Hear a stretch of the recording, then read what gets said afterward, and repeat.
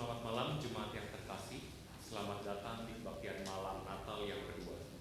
Sebelum kita memulai kebaktian pada hari ini, saya akan membacakan ayat Alkitab yang terambil dari Mazmur 100. Mazmur 100, saya akan membacakannya bagi kita sekalian. Mazmur 100, Mazmur untuk korban syukur. Bersorak-soraklah bagi Tuhan, hai seluruh bumi. Beribadalah kepada Tuhan dengan sukacita. Datanglah hadapannya dengan sorak-sorai. Ketahuilah bahwa Tuhanlah Allah, Dialah yang menjadikan kita, dan punya Dialah kita, umatnya dan kawanan domba gembalaannya. Masuklah melalui pintu gerbangnya dengan nyanyian syukur, ke dalam pelatarannya dengan puji-pujian. Bersyukurlah kepadanya dan pujilah namanya. Sebab Tuhan itu baik, kasih setianya untuk selama-lamanya, dan kesetiaannya tetap turun-temurun.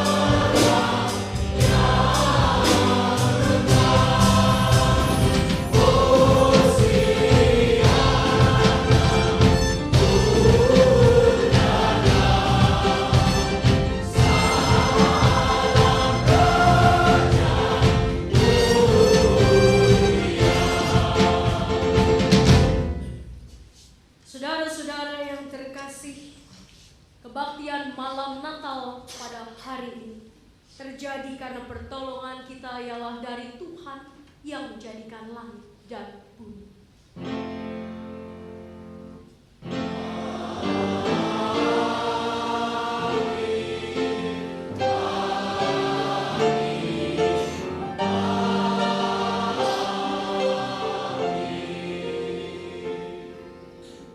Salam sejahtera bagi saudara-saudara yang datang di dalam nama Tuhan. Tuhan beserta saudara.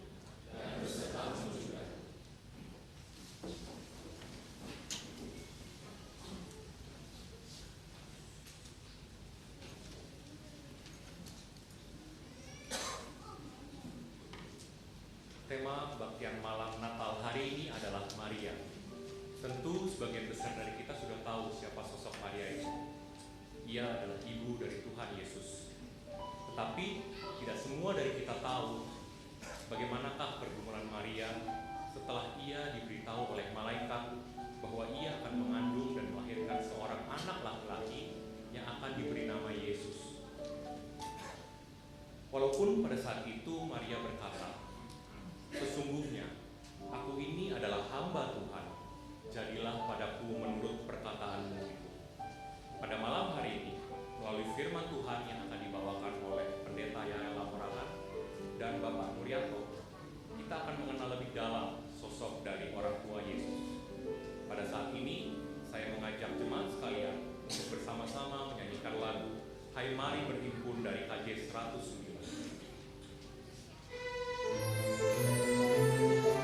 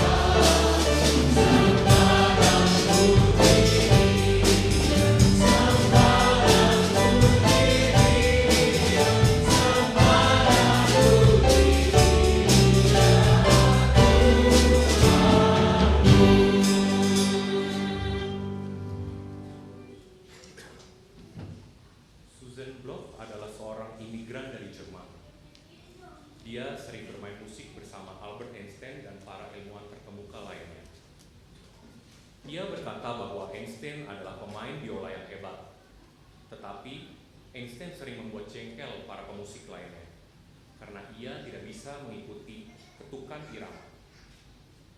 Namun, meski memiliki keterbatasan itu, Suzanne melihat bahwa Einstein adalah seorang pemusik yang sangat antusias. Apakah kita sering meratapi berbagai keterbatasan yang ada dalam diri kita? Saya mengajak kita semua untuk merenungkannya.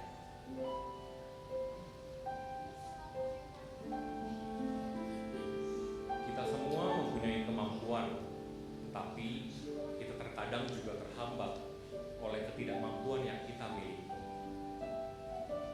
Dari situ, kita bisa saja tergoda untuk menggunakan keterbatasan kita sebagai alasan untuk tidak melakukan beberapa hal yang sebenarnya dapat kita lakukan jika Allah memampukan kita.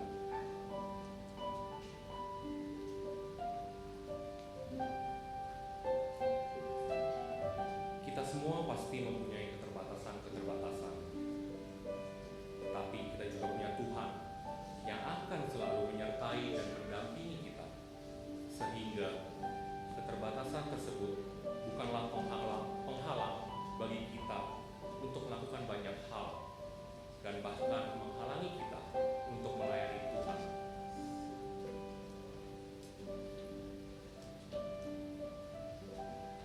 Saya memberikan waktu pribadi kepada jemaat sekalian untuk bisa mengambil doa secara pribadi untuk mengakui dosa-dosa kita di hadapan Tuhan.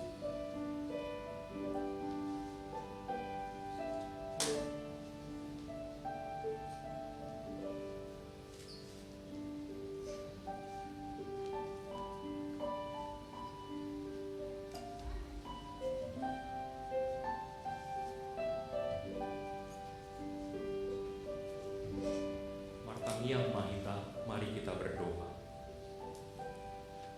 Tuhan Allah Bapa kami yang bertakhta dalam kerajaan surga, pada saat ini ya Tuhan kami datang ke hadirat-Mu ya Bapa. Kami ini manusia yang berdosa ya Tuhan. Mungkin hampir setiap hari ya Tuhan kami melakukan dosa, baik yang kami sengaja maupun yang tidak kami sengaja ya Bapa. Kiranya Tuhan yang bisa melihat kami yang tidak layak ini ya Tuhan, memohon pengampunan dosa hanya daripada-Mu ya Bapa. Kiranya Tuhan yang mau untuk mengampuni dosa-dosa kami ya Tuhan. Kami mau Tuhan untuk bisa terlepas dari keterikatan-keterikatan, keterbatasan-keterbatasan Tuhan yang menghalangi kami untuk kami melakukan banyak hal ataupun menghalangi kami untuk bisa melayani. Kiranya Tuhan saja yang memampukan kami. Terima kasih ya Bapa, dalam nama Tuhan Yesus Kristus, Juru Selamat kami yang hidup. Amin. Sebagai lagu pengakuan dosa kita, mari bersama-sama kita menyanyikan Bila Terundung Dosaku dari PKJ 37.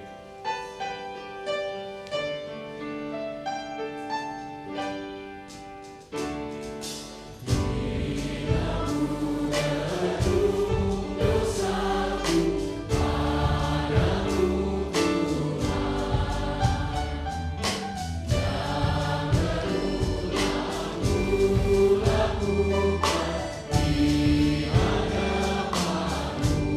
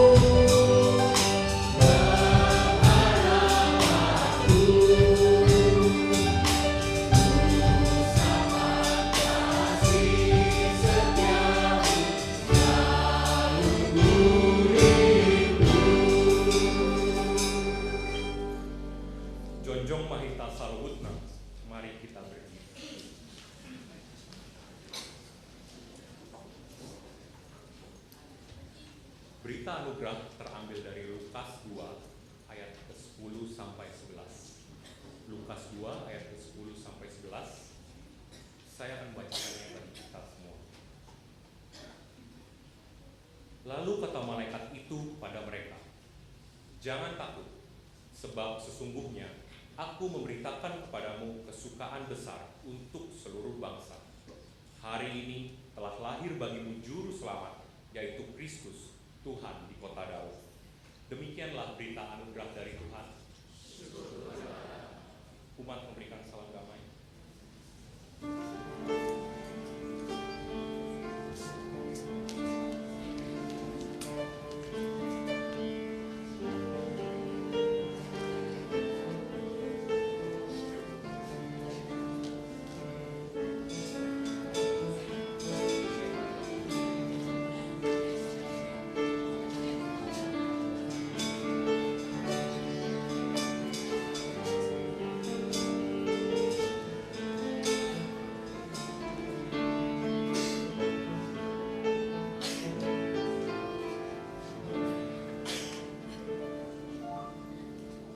Bersama-sama menyanyikan lagu dari KMM 163, Bagimu Damai Sejahtera.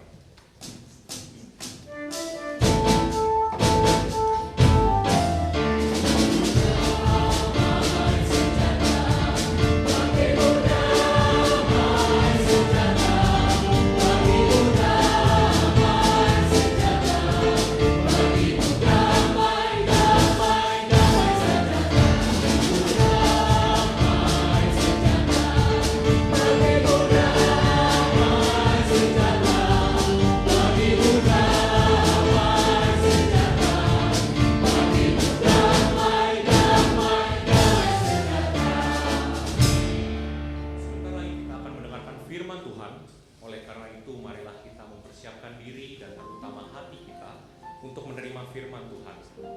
Marilah dengan tetap bangkit berdiri, kita bersama-sama menyanyikan lagu Di Bethlehem Telah Lahir.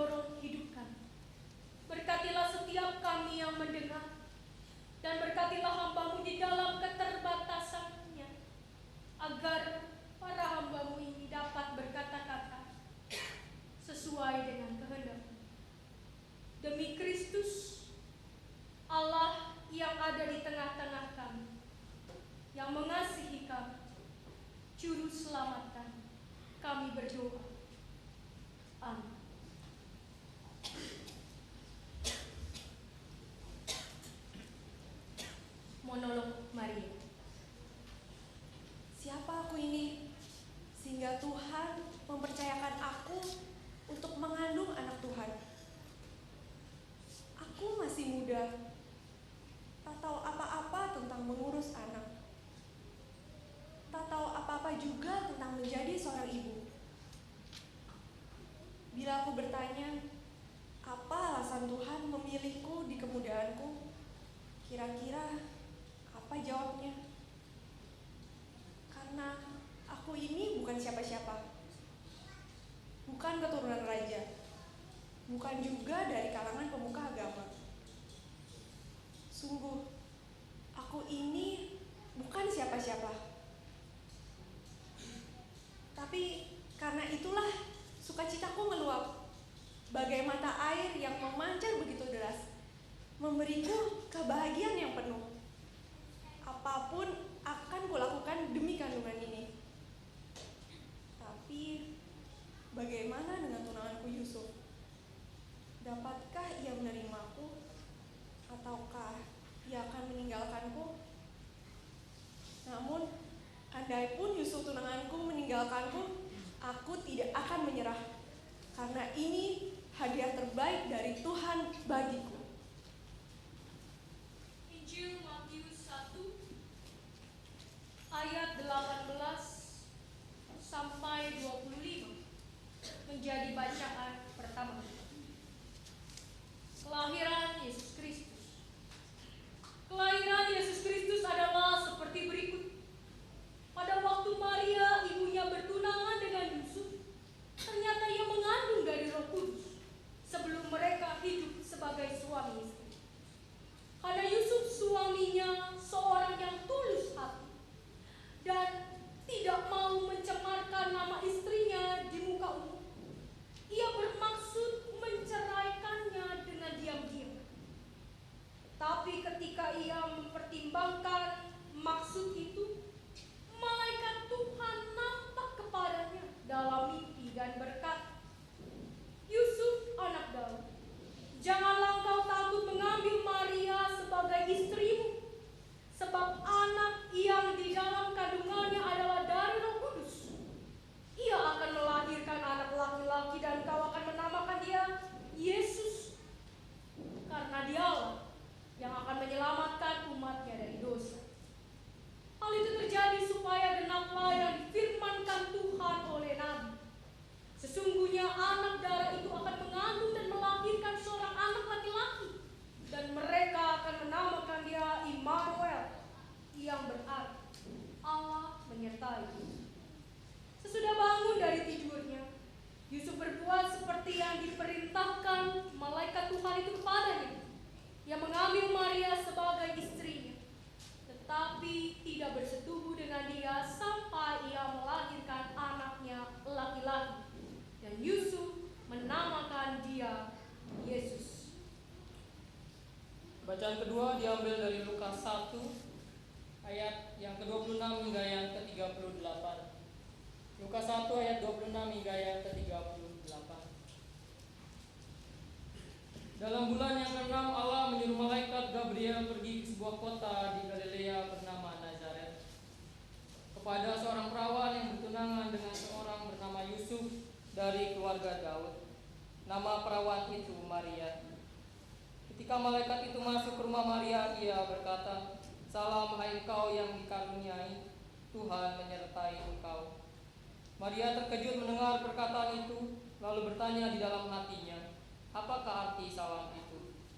Kata malaikat itu kepadanya, "Jangan takut, hai Maria, sebab engkau beroleh kasih karunia di hadapan Allah.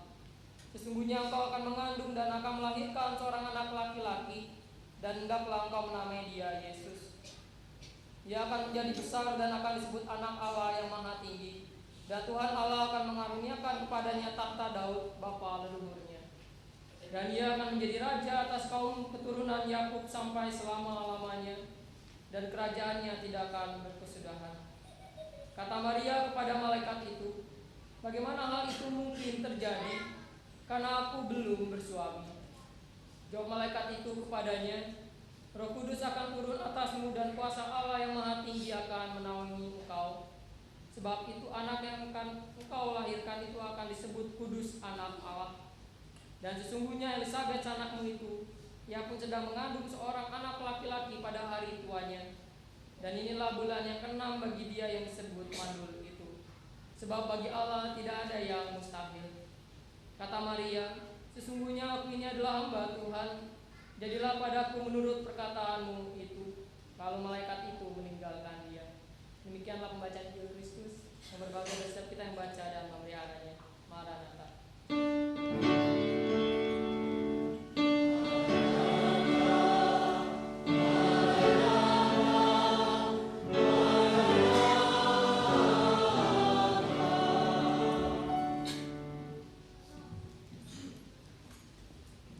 Bapak Ibu yang terkasih di dalam Tuhan, hari ini tema kita adalah Maria. Tapi berbicara soal Maria tidak lepas dari berbicara tentang Yusuf. Jadi hari ini kita juga mau belajar bagaimana seorang Yusuf menghadapi pergumulan. Karena bukan hanya Maria yang bergumul menjadi ibu Tuhan, tapi bagaimana seorang Yusuf juga bergumul menjadi seorang bapak, walaupun bukan bapak biologis. Tapi bagaimanapun Yesus disebut sebagai keturunan Daud, karena Yusuflah yang mewarisi darah Daud. Kita mau lihat sedikit latar belakang dari orang bernama Yusuf ini. Yusuf adalah seorang Ibrani. Dia adalah seorang keturunan Raja Daud, anak dari Yakub. Bukan Yakub yang adalah anaknya 12 suku Israel, anak dari Ishak, tapi Yakub yang lain. Karena memang Yakub adalah nama yang sangat biasa pada masa itu. Begitu juga Maria dan Yusuf. Dia adalah anak Yakub, cucu dari Matan.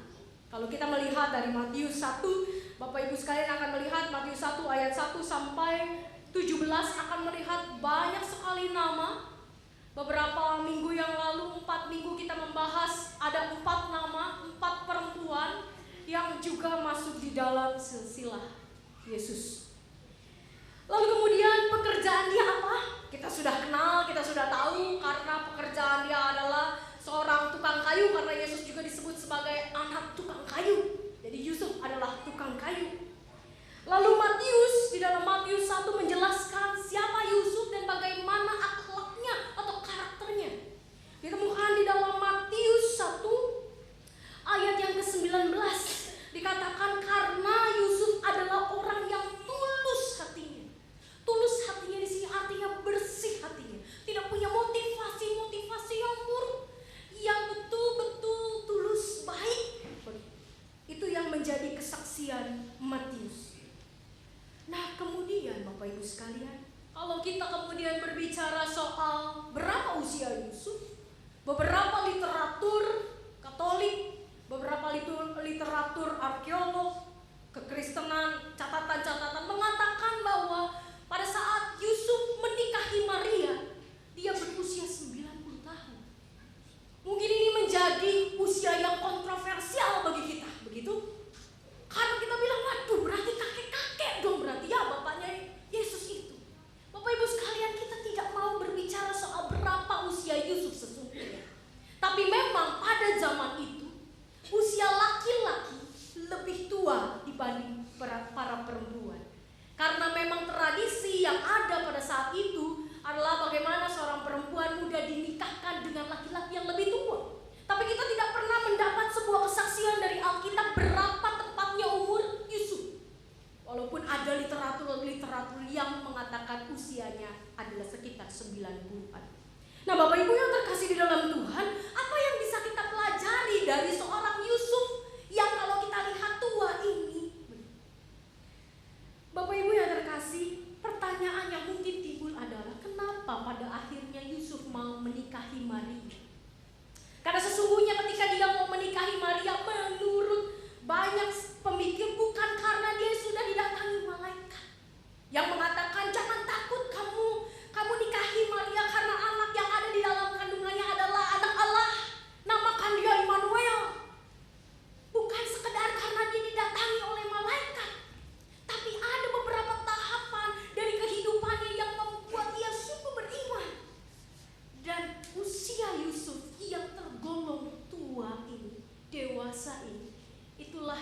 kemudian bisa kita pelajari bersama. Apa yang membuat Yusuf berani untuk mengambil pilihan menikahi seorang Maria? Ketika dikatakan di dalam Matius 1 bahwa Yusuf adalah seorang yang tulus hatinya dan tidak mau mencemarkan nama istrinya di muka umum, ia bermaksud menceraikannya dengan diam-diam. Bapak Ibu sekalian, apa yang menjadi pertimbangan Yusuf di sini? Kalau Bapak Ibu sekalian, bapak-bapak terutama yang laki-laki begitu ya, mendengar calon istri hamil di luar nikah, tak tahu siapa bapaknya, kira-kira perasaannya gimana? Kacau ya, kayak balonku ada 5 pecah 1. Kacau. Pasti ada sebuah kekecewaan, pasti ada kemarahan, pasti ada ketidaknyamanan. Tapi ternyata seorang Yusuf tidak mengutamakan ketidaknyamanan yang ada dalam hatinya. Apalagi dia seorang laki-laki, dan laki-laki bagi bangsa Yahudi adalah orang yang dianggap lebih daripada perempuan. Sebagai seorang laki-laki dia punya harkat, martabat yang tinggi. Karena laki-laki dianggap, laki-laki lebih dihormati. Selain itu dia adalah seorang keturunan raja, jadi bukan sembarangan Yusuf ini. Tapi kemudian ketika dia harus mendapati tunangannya hamil di luar nikah, pasti ada kekecewaan, pasti ada kemarahan, ada kesedihan yang bercampur. Itu manusiawi. Oleh karena itu, sebelum malaikat datang, dia mau diam-diam meninggalkan Maria. Tapi ketika dia meninggalkan secara diam-diam itu, dikatakan Matius, karena dia seorang yang tulus hatinya, artinya bersih, dia tidak mau mempermalukan Maria. Dia mau meninggalkannya, menceraikannya secara diam-diam. Apa yang kita pelajari yang pertama? Yang pertama yang kita pelajari dari tokoh seorang Yusuf adalah Yusuf tidak egois. Ketika seorang laki-laki digelitik harga dirinya, biasanya dia akan murka. Tapi Yusuf tidak. Yusuf di dalam pertimbangannya, bahkan ketika dia dikatakan di sini bahwa dia sedang mempertimbangkan ayat 20, tetapi ketika ia mempertimbangkan maksud itu, dia mempertimbangkannya. Apa yang dia pertimbangkan adalah untuk istrinya, agar Maria tidak malu, agar Maria sungguh-sungguh tidak tercemar namanya di muka umum. Padahal dia tidak tahu siapa ayah dari anak itu. Bisa bayangkan perasaan Yusuf, Bapak Ibu. Tapi dia tidak egois. Dia memilih untuk mempertimbangkannya. Itu bentuk kasih Yusuf terhadap Maria. Dapat dikatakan berarti Yusuf itu tidak hanya mencintai Maria, tapi dia mengasihi Maria. Kalau cinta, kita mengetahui cinta itu eratnya dengan nafsu begitu ya. Karena kalau kita membayangkan, kalau andai kata, apa kata literatur itu benar, bahwa Yusuf ketika menikahi Maria itu usia 90, kita akan berpikir, oh kakek-kakek maunya sama anak muda. Kita akan langsung berpikir, oh ini memang nakal. Pasti kita begitu berpikir. Tapi Bapak Ibu sekalian, apa yang mau Tuhan pakai di sini? Apa yang mau Tuhan rencanakan lewat kehidupan Yusuf? Sama sekali berbeda dari pemahaman manusia. Yaitu ketika seorang Yusuf betul-betul mengasihi Maria, dia tidak mencemarkan. Buktinya apa? Karena bukti dari kasih adalah tidak mempermalukan. Bukti dari kasih, salah satu ciri dari kasih adalah menutupi segala sesuatu, dalam artian tidak mengumbar kesalahan orang lain. Dan itu bentuk kasih Yusuf kepada Maria. Dia mengasihi, bukan hanya mencintai. Karena kalau dia hanya sekadar mencintai, dia bisa mengatakan kepada orang-orang, tuh perempuan itu, lemparlah dia dengan batu karena dia hamil di luar nikah. Saya tidak tahu itu siapa anak siapa itu, dan gak mau bertanggung jawab. Tapi karena dia mengasihi Maria, tanpa dia tahu siapa dan bagaimana Maria bisa hamil, dia sudah mempertimbangkan nama baik Maria. Luar biasa. Yang kedua, kenapa dia mengasihi Maria? Dia mengasihi Maria karena dia juga mengasihi Allah. Karena seorang yang tidak bisa mengasihi Allah, tidak bisa sebetulnya mengasihi manusia sesamanya. Bagaimana kita tahu Yusuf adalah orang yang mengasihi Allah? Karena dia taat, Bapak Ibu sekalian. Ketika kita melihat di sini, ketika dia sedang mempertimbangkan, dia tidur, lalu datanglah malaikat di dalam mimpinya berkata A, B, C, D, E. Ketika dia bangun, dia tidak bertanya sama Tuhan, kenapa saya? Kenapa malaikat tidak datang pada orang banyak? Belum tentu orang banyak mengerti saya. Belum tentu orang banyak mengerti keadaan Maria. Tapi Yusuf tidak mempertanyakan itu. Yang dia lakukan adalah dia taat. Ketika dia bangun, dikatakan ayat 24, sesudah bangun dari tidurnya, Yusuf berbuat seperti yang diperintahkan malaikat Tuhan itu kepadanya. Langsung dia lakukan. Dia mengambil Maria sebagai istrinya. Ketaatan kepada Tuhan juga bentuk kasih Yusuf kepada Tuhan. Dia tidak mempertanyakan. Seringkali kita mempertanyakan, Tuhan mengapa begini, mengapa begitu, mengapa ini menimpa saya, mengapa itu menimpa saya. Tapi Yusuf di usia lanjutnya, entah berapa, yang kita tahu adalah tua, dia tidak mempertanyakan Tuhan. Kenapa? Karena dia mengenal Tuhannya. Di sepanjang usianya, bertambah umurnya membuat dia mengenal Tuhannya. Bagaimana kita, jemaat Tuhan, yang semakin bertambah usia harus juga semakin mengenal Tuhan. Dan ketika kita semakin mengenal Tuhan, disitulah kita tahu bahwa Tuhan memiliki rencana yang indah. Dan ketika malaikat datang padanya, dia menaati tanpa bertanya. Ada kalanya iman memang harus dikritisi, bertanya. Tapi ada kalanya yang namanya iman adalah hanya mengatakan ya dan tidak bertanya mengapa. Kita pelajari 3 hal dari Yusuf. Dia bukanlah seorang yang egois, mementingkan kepentingan dan perasaannya sebagai seorang laki-laki. Dia mengasihi Maria dan bukan hanya mencintai Maria. Dan dia mengasihi Tuhan dalam wujud ketaatannya kepada Tuhan. Kita belajar dari Maria.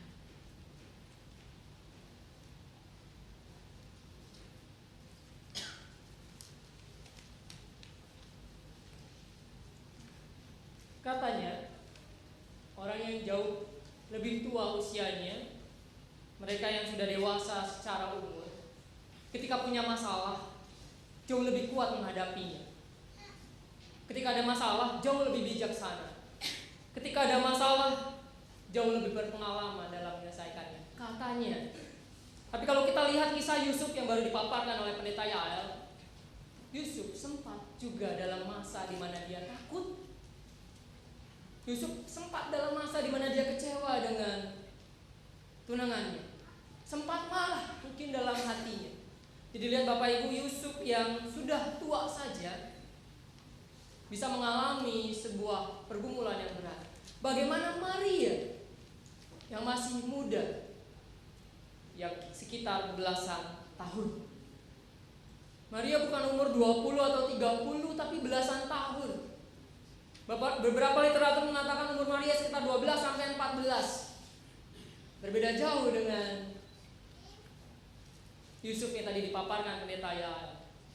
Mungkin kita menganggap bahwa masih kecil kenapa dinikahkan. Pada tradisi Yahudi umur 12 itu sudah dewasa. Ada yang namanya bar miswa dan bas miswa. Jadi ketika umur 12 mereka akan dianggap dewasa. Yang laki-laki akan masuk ke sebuah upacara Torah namanya bar miswa. Yang perempuan akan masuk ke upacara Torah namanya bas miswa.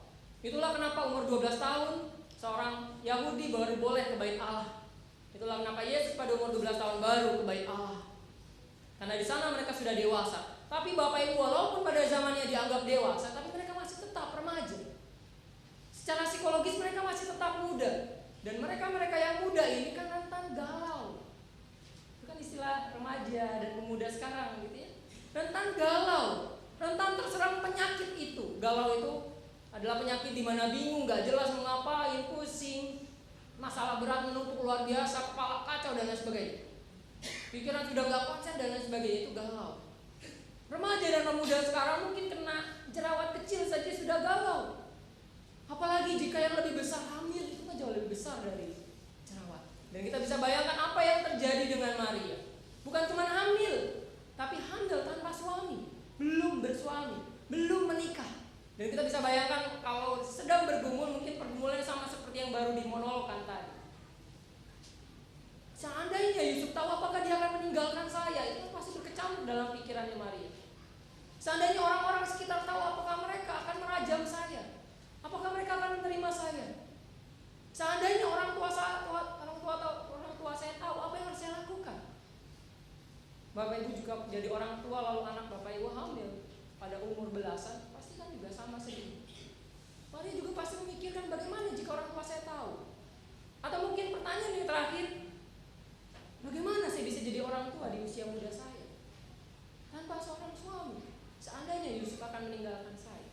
Itu kan pertanyaan-pertanyaan yang terus berkecamuk dalam pikirannya Maria ketika malaikat datang. Kalau kita baca ayat 31-33, ketika diberitahu bahwa dia akan mengandung seorang anak dan melahirkan seorang anak laki-laki, kan Maria bertanya.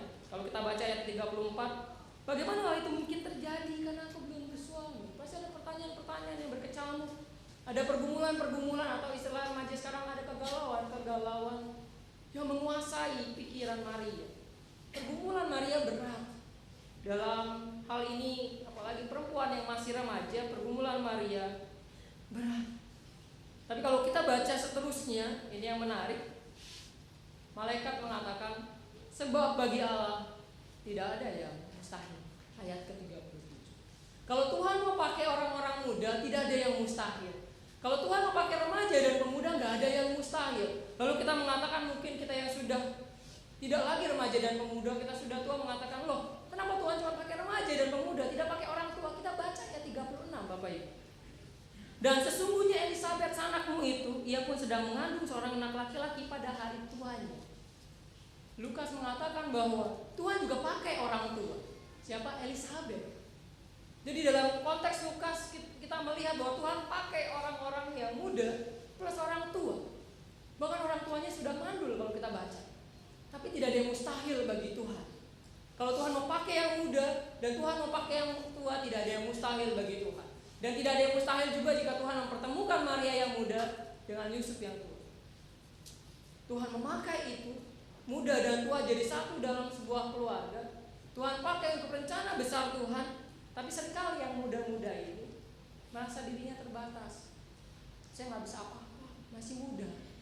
Pengalaman saya kurang. Saya tidak punya pengalaman banyak. Saya tidak mungkin bisa berkarya banyak buat Tuhan. Saya nyala orang-orang kecil yang mungkin tidak terpikirkan dan tidak pernah terbayangkan, atau mungkin selalu diabaikan oleh orang-orang tua. Atau mungkin yang orang tua justru menolak yang muda. Ketika mereka mau menyalurkan pendapatnya, yang tua akan berkata, kamu tuh anak baru kemarin, tahu apa? Atau ketika kita dalam sebuah pertengkaran dalam rumah tangga, anak kita datang berusaha mendamaikan. Lalu mungkin kita menolaknya, kamu tuh anak bau kencur, bisa apa? Seringkali kita menolak. Bapak Ibu, ada kalau Tuhan mau pakai yang muda, anak-anak muda itu pun bisa Tuhan pakai untuk rencana Tuhan. Ada beberapa contoh yang saya akan bacakan. Kalau kita tahu sekarang kehidupan kita banyak berubah karena internet gitu ya. Yang muda bermain Facebook, yang tua juga ada yang bermain Facebook. Siapakah yang membuat kehidupan kita berubah? Seorang remaja berumur 19 tahun namanya Mark Zuckerberg. Dia yang menemukan Facebook. Umur 19 tahun, lihat, umur 19 tahun mengubah dunia kita. Atau mungkin kita nggak pernah pakai Facebook, oke lah. Tapi kemungkinan besar kita punya Mozilla Firefox, kita pernah pakai. Siapa yang menemukannya? Black Rose pada umur 19 tahun juga. Seorang muda, bukan orang tua. Atau mungkin kita tidak pernah menggunakan Mozilla Firefox, oke, tapi kita pasti pernah menggunakan yang namanya Mr. Google. Mencari apapun dengan sangat cepat di sana. Siapa yang menemukannya? Sama orang muda juga, yaitu Larry Page dan Sergey Brin. Berumur sekitar 25 dan 24 tahun. Jadi Bapak Ibu perhatikan baik-baik bahwa kalau Tuhan mau pakai anak-anak muda, tidak ada yang mustahil.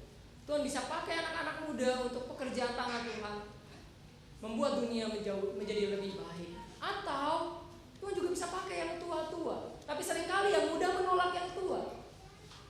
Ketika yang tua memberi pendapat, itu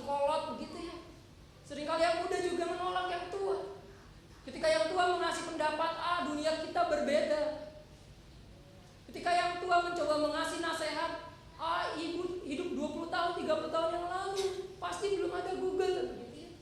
Yang muda kan pasti juga menolak yang tua. Dan akhirnya kita membatasi kuasa Tuhan untuk bekerja. Bapak Ibu sekalian perhatikan bahwa yang muda bisa Tuhan pakai. Saudara-saudari yang muda perhatikan, yang tua pun bisa Tuhan pakai untuk pekerjaan tangan Tuhan. Hari ini kita belajar dari Yusuf Maria dalam sebuah keluarga yang berbeda umur, yang satu tua satu muda Tuhan pakai. Dari Maria dan Elizabeth kita belajar juga tidak ada yang mustahil bagi Tuhan. Yang muda bisa Tuhan pakai, yang tua juga bisa Tuhan pakai. Kita yang muda siap-siaplah Tuhan bisa memakai kita. Kita yang tua juga bersiap-siaplah Tuhan bisa memakai kita. Tidak ada yang mustahil bagi Tuhan.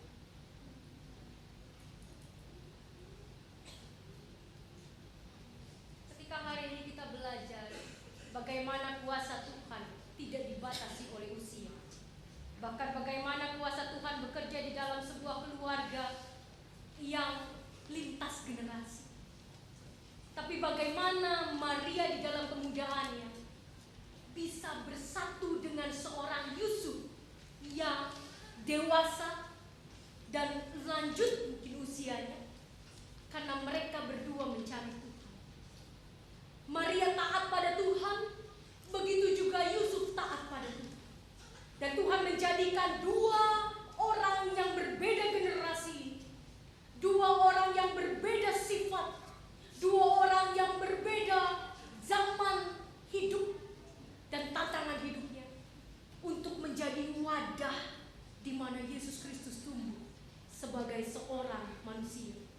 Karena kita yakin dan percaya bahwa setiap keluarga yang diberikan Tuhan kepada kita bukanlah keluarga yang kebetulan.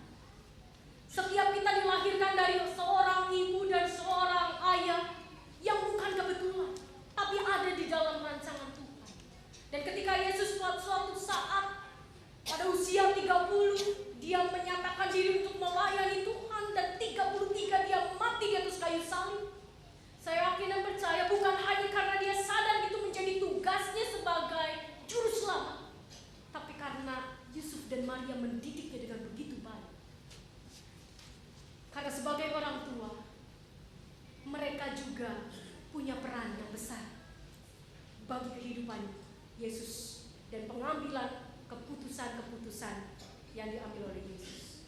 Jadi Bapak Ibu sekalian, kita melihat bagaimana Tuhan bisa berkarya, sehingga tidak ada yang namanya kita pertentangkan antara tua dan muda.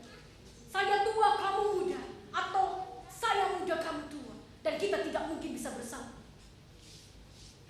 Di dalam pelayanan, di dalam dunia ini, marilah kita sebagai orang muda maupun sebagai orang yang lebih dewasa bersatu hati mencari Tuhan.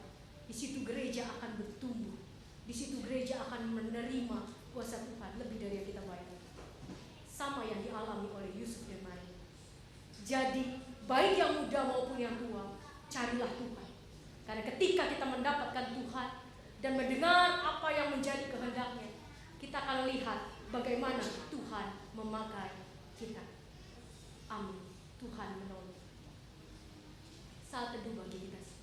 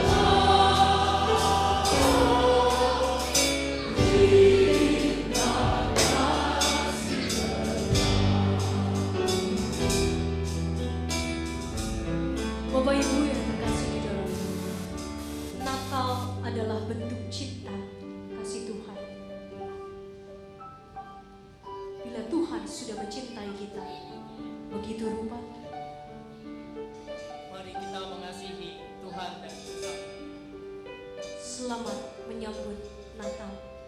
Tuhan memberkati.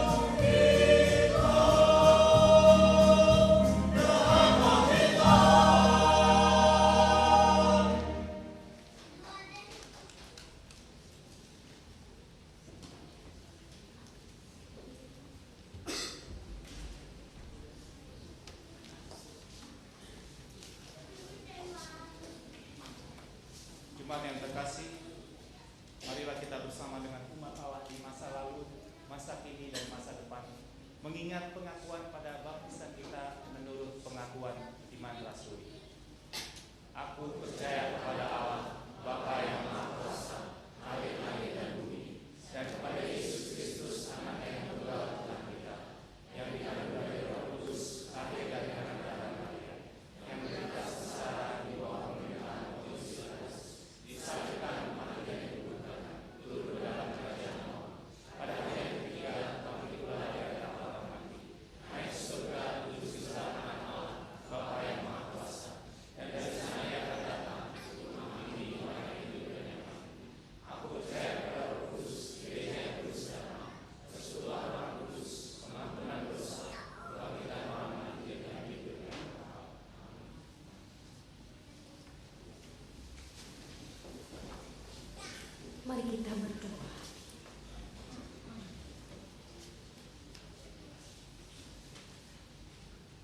Kami mengucap syukur untuk kelahiran.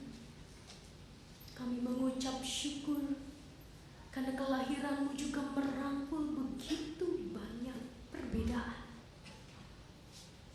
Orang-orang yang tertolak dan ditolak, bahkan orang yang menolak, juga kau terima. Kami mengucap syukur Tuhan, karena Natal membuat kami mengerti apa arti kasih sesungguhnya. Ketika kau tidak membeda-bedakan satu dengan yang lain. Kau tidak melihat rupa, kau tidak melihat usia, kau tidak melihat latar belakang, tapi kau melihat hati para hamba. Ketika hambamu mau tunduk dan taat pada keinginanmu, kehendakmu, jalan, disitulah keajaiban yang sesungguhnya terjadi. Tuhan, biarlah kami semakin memahami apa arti Natal dalam hidup kami dan membawa makna Natal itu untuk kami berlakukan dalam hidup kami. Ketika kami tidak memandang satu dengan yang lain karena apa yang kami lihat oleh mata kami, tapi biarlah kami terus beriman bahwa Tuhan mampu memakai siapapun. Tuhan, hari ini kami juga berdoa bagi saudara-saudara kami yang berada di dalam keterbatasan fisik karena sakit penyakit, karena usia yang semakin lanjut. Tuhan, besertalah dengan mereka agar mereka tidak putus asa, agar mereka tidak merasa kesepian, dan mereka merasa bahwa mereka sudah tidak mampu melakukan apapun. Ingatkan mereka, kuatkan mereka bahwa di tengah kesakitan mereka, kelemahan tubuh mereka, Tuhan tetap dapat memakai mereka. Dan biarlah Tuhan, Engkau beserta dengan mereka yang saat ini tidak mampu bersama dengan kami merayakan Natal di tempat ini karena keterbatasan fisiknya tersebut. Hadirlah bersama dengan mereka, membawa damai dan sukacita. Kami juga mau berdoa Tuhan bagi keamanan bangsa, negara kami, kota kami menjelang pemilu 2014. Dan biarlah Natal ini juga membuka hati para pemimpin kami, para anak-anak Tuhan yang terpanggil untuk berkarir dan melayani Tuhan di bidang politik, agar sungguh lewat Natal ini hati mereka yang terpaut pada dunia lebih terpaut pada Tuhan, agar mereka semakin hari semakin takut akan Tuhan, sehingga mereka dapat membawa perubahan bagi bangsa ini dan membawa kemuliaan turun ke bumi, membawa kerajaan Tuhan turun ke bumi lewat karya mereka di kancah politik. Kami juga mau berdoa Tuhan untuk gereja-gereja Tuhan yang pada malam hari ini juga merayakan malam Natal. Biarlah malam Natal ini juga mengubahkan kehidupan mereka, membuat mereka semakin mengerti apa arti Natal. Bukan sekedar lilin-lilin kecil yang menyala, hiasan warna-warni yang gemerlap, tapi ada sebuah kasih Tuhan yang seringkali tak dapat dipikirkan dan jauh dari hati kami, yang sesungguhnya datang untuk keselamatan dunia. Tuhan, mampukanlah kami, mampukanlah setiap anak-anak Tuhan membawa hati malam ini bagi Tuhan dan membawa hidup sepanjang usia yang Tuhan karuniakan bagi mereka. Kami berdoa untuk pembuatan program biarlah Tuhan juga memakai anak-anak Tuhan di tempat ini, di GKI Kapling Polri, agar tahun 2014 menjadi tahun yang semakin memuliakan Tuhan lewat program karya dan apapun yang bisa kami lakukan di tengah umat Tuhan di tempat ini. Tuhan, kami bersyukur untuk malam hari ini. Di tengah keletihan, kami beraktivitas bekerja dari pagi. Tuhan masih memberikan kami semangat, kekuatan, kesehatan untuk bisa merayakan malam Natal. Dan biarlah perayaan ini bukan menjadi perayaan tahunan saja, tapi menjadi perayaan cinta kasih kami pada Tuhan, karena Tuhan terlebih dahulu mengasihi kami. Dalam nama Tuhan Yesus Kristus, Juru Selamat kami yang hidup, kami berdoa dan bersyukur. Amin.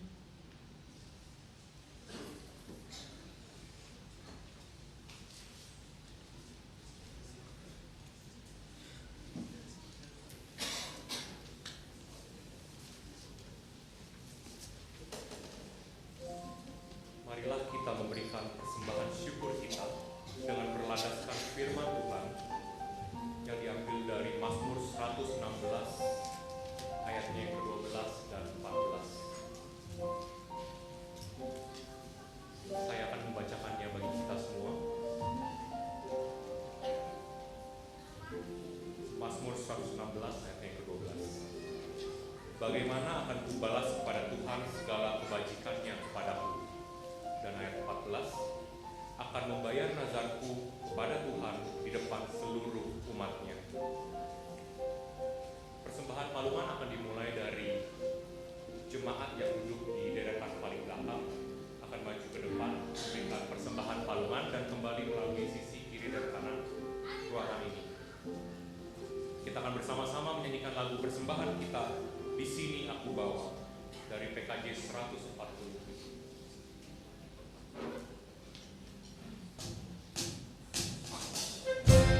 Saya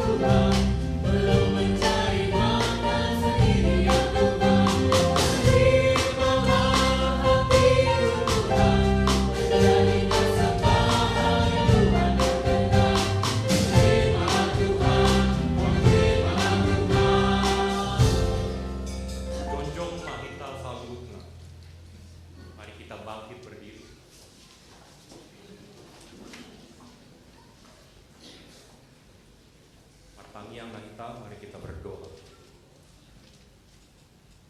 Tuhan Allah Bapa kami yang bertakhta dalam kerajaan surga, terima kasih ya Bapa untuk kesempatan kami pada malam hari ini ya Tuhan, boleh bersama-sama berkumpul di sini ya Tuhan, bersama-sama berbakti ya Bapa dalam kebaktian malam Natal. Terima kasih Tuhan untuk kebaktian yang boleh berjalan dengan baik sampai sekarang ini ya Bapa, dan kiranya Tuhan yang terus memimpin jalannya kebaktian ini hingga pada akhirnya nanti, sehingga dapat berjalan baik dan lancar. Ya Tuhan, pada saat ini juga ya Tuhan, kami sudah mengumpulkan sedikit dari apa yang kami punya ya Bapa, persembahan. Kiranya Tuhan yang boleh memberkati dan Tuhan yang boleh pimpin tangan-tangan yang mengelolanya, sehingga persembahan ini ya Tuhan dapat memperluas kerajaan-Mu saja. Kiranya Tuhan yang juga terus memberkati kami ya Bapa. Inilah doa kami. Dalam nama Tuhan Yesus Kristus, Juru Selamat kami yang hidup, kami telah berdoa dan mengucap syukur. Haleluya. Amin. Sebagai lagu pengutusan kita, marilah bersama-sama kita menyanyikan lagu Hai Dunia Gembiralah dari KJ 119.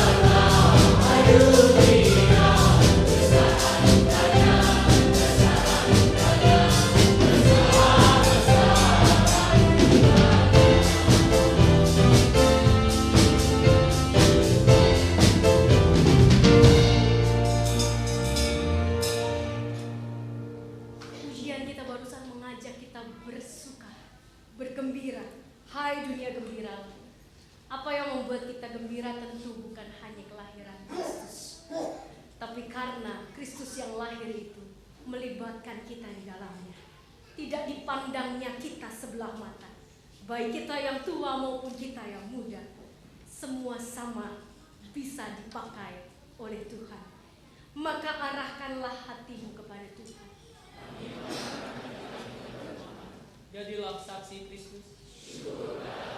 Terpujilah Tuhan. Kini pergilah dengan sejahtera dan terimalah berkat Tuhan.